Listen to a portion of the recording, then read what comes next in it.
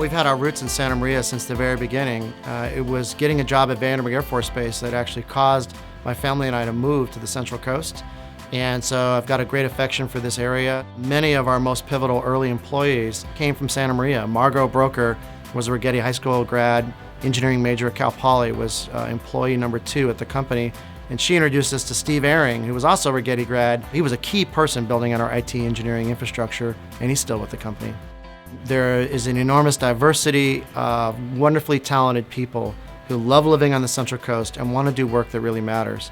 So for us, it fits right into our long-term strategy. We can expand our team here on the Central Coast. We can support our customers all over the world by centering ourselves here. And you know, we already had over 80 people from Santa Maria and Lompoc working at Mindbody before we even opened this office. So it was kind of a no-brainer.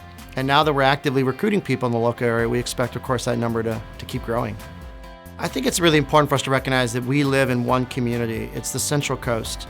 And there happens to be a county line dividing us, but that's really an artifice. The reality is there is an enormous amount of interconnection and interdependence between these two areas.